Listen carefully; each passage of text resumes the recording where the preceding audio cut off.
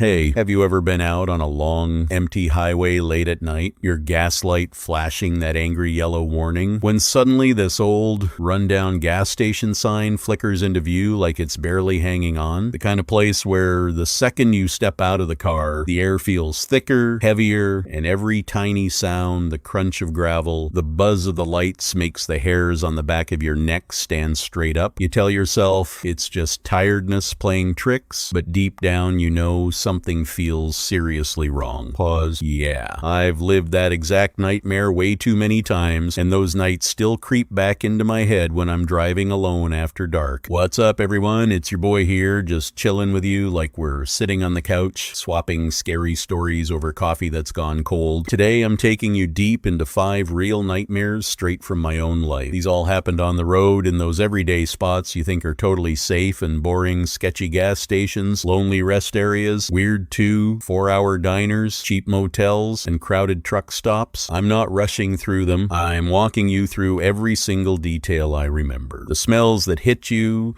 the sounds that made my stomach drop, the way the temperature changed, the exact feelings in my chest. I want you to feel like you're right there in the passenger seat with me, heart racing, wondering if we'll make it out okay. If you've ever had that weird twist in your gut when a normal place suddenly doesn't feel normal, or if you've ever glanced in your rear view and felt watched, this one's for you. These stories build slow and steady, getting under your skin until you can't stop thinking about them. I'm stretching this out so you can really picture every creepy moment. Stay with me all the way to the end because the 5th story is the freshest one and it still makes me check my locks and mirrors twice before bed. Alright, let's dive in, starting with the first one from when I was 19. Young, dumb, and thought the world couldn't touch me. Let me set the scene properly for you. It's the middle of the night in the flat, endless Midwest. Cornfields stretch out on both sides of the highway like dark walls. No stars visible in the pitch black sky. Just total emptiness. The air coming through my cracked window is cool and damp, carrying that rich, earthy farm smell mixed with the sharp sting of my own car exhaust. My gas light has been blinking for the last 20 miles, that annoying yellow ding going off every few minutes like a timer counting down, making my stomach knot up tighter each time. Inside the car, it's stuffy, my hands a little sweaty on the steering wheel, the radio cutting in and out with faint, static-filled music that keeps fading away. Finally, this half-dead neon sign appears ahead. Last stop fuel. Half the letters are burned out, flickering weak red light and buzzing like trapped insects. The whole station looks forgotten, cracked concrete with stubborn weeds growing through the cracks, one lonely pump under a single flickering overhead light that casts long, shaky shadows across the lot, and this old rusted pickup truck parked crooked with no license plates, its paint peeling off in flaky strips like dead skin. I pull in slow, tires crunching loud on the loose gravel, and shut off the engine. The sudden silence feels heavy, only distant crickets chirping and the soft rustle of wind moving through the tall corn like quiet whispers. The air right there feels noticeably heavier and cooler than on the highway, with a faint metallic tang hiding under the usual gasoline smell that stings my nose. I step out, my sneakers crunching on the gravel, grab the pump handle, it's cold and greasy in my palm, and start filling up. The numbers on the display roll painfully slow, almost reluctant,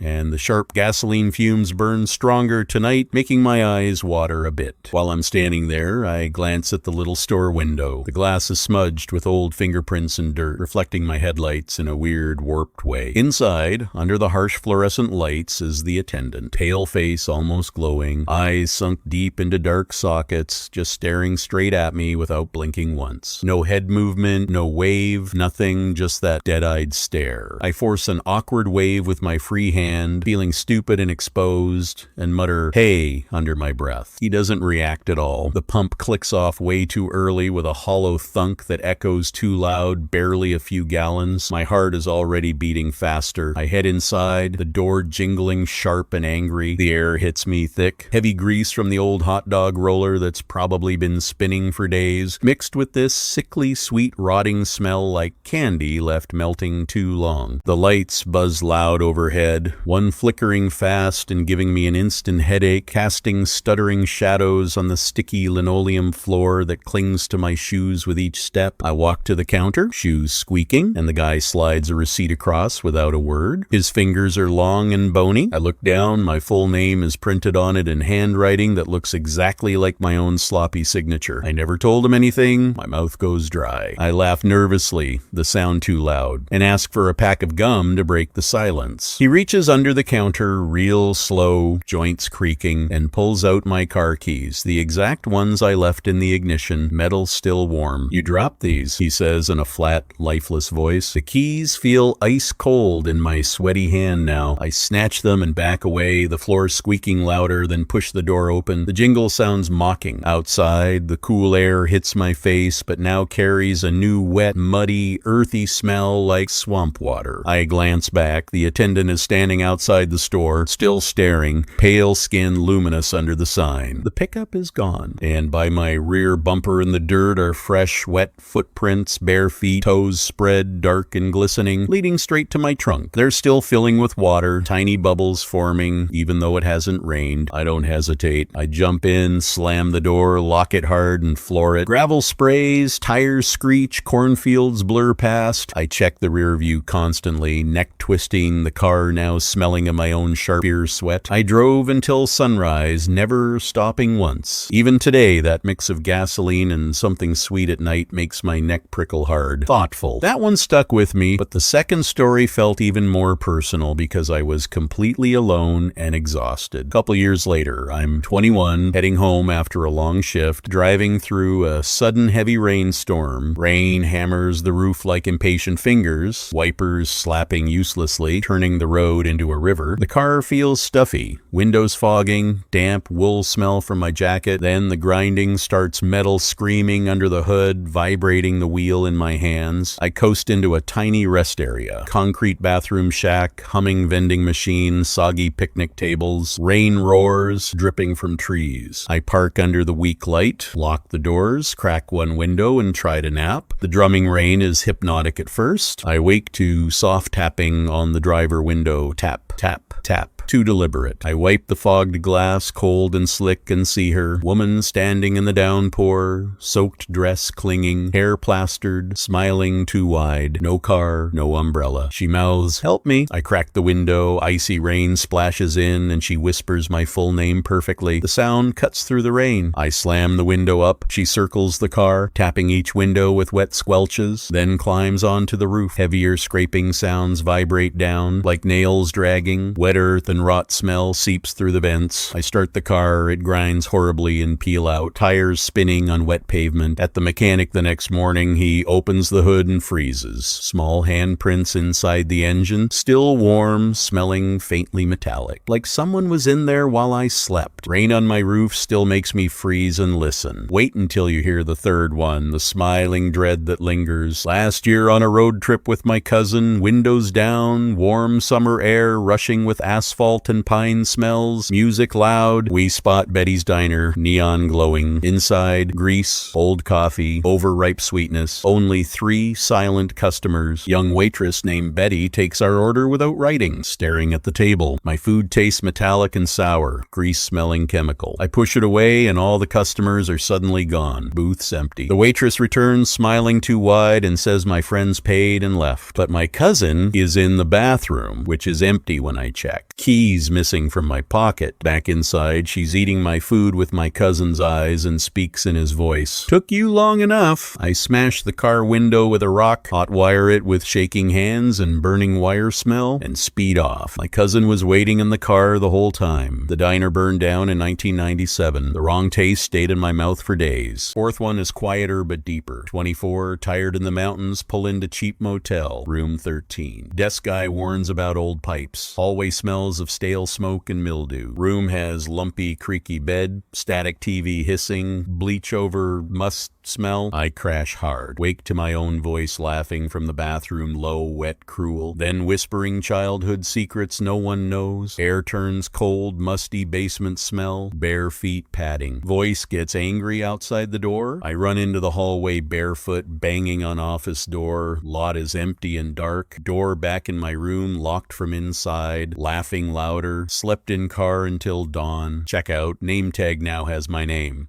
Motel later demolished, bones found under room 13. The laugh still visits my dreams. Whispering, last one, just last month. Late drive, eyes burning, stop at bright truck stop for coffee. Smells of fried food, diesel, fresh brew. Truck driver in corner stares at dead phone screen but watches me. 10 minutes later, his dark truck follows with no lights. Matches every speed and turn. At next station, he's already inside. Hands me my own warm wallet. You left this. Car gone from spot. Found later with his cap and note. Thanks for the ride.